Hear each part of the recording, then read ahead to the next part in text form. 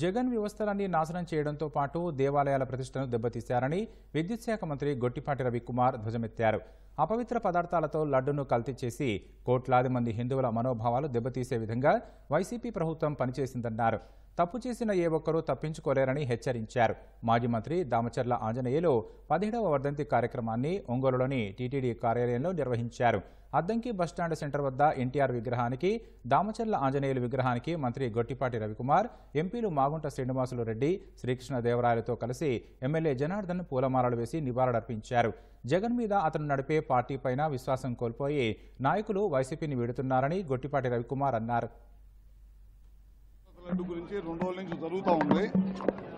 నాసిరకమైన నెయ్యి వాడారని దాని మీద విచారణ చేపిస్తూ ఉన్నాము. చాలా బాధాకరమైన విషయం.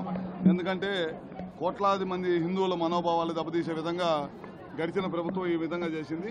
ఇది క్షమించడానికి అనమాట. ఖచ్చితంగా దోషులందరినీ కూడా శిక్షించాల్సిన అవసరం ఉంది. ఇలాంటి మళ్ళీ జరగకుండా కఠినమైన చర్యలు తీసుకోవాలని కోరుకుంటా ఉన్నాం. సో జనసేనలోకి వస్తున్నారంటే అది వైఎస్ఆర్ పార్టీ నాయకుడు జగన్మోహన్ రెడ్డి మీద విశ్వాసం కోల్పోయారు కాబట్టి వాళ్ళ పార్టీ నాయకులందరూ కూడా ప్రత్యామ్నాయ పార్టీ కోసం ఎదుర్కొంటా ఉన్నారు. మా తాతయ్య గారు దామచర్ల ఆంజనేయ గారి 17వ వర్ధంతి సందర్భంగా ఈరోజు నగరంలోని ఒంగోలు కొండేపిలో పలు కార్యక్రమాలు ఏర్పాటు చేశాం. ఇక్కడ వచ్చి ఆయన విగ్రహాలన్నీ కూడా పూలమాల వేసి నివాళులర్పించడం జరిగింది.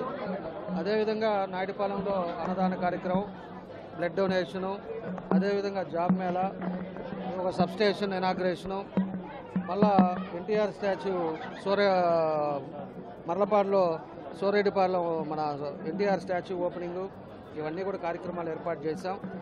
ఆయన ఏదైతే ఆ రోజు రాజకీయాల్లో ఒక నిజాయితీగా తెచ్చుకొని ఒక మంచి పేరుతోటి ఈరోజు ప్రజల హృదయాల్లో ఉన్నాడో అదే బాటలో మేము కూడా నడుస్తున్నామని చెప్పి కూడా మేము తెలియజేస్తున్నాం.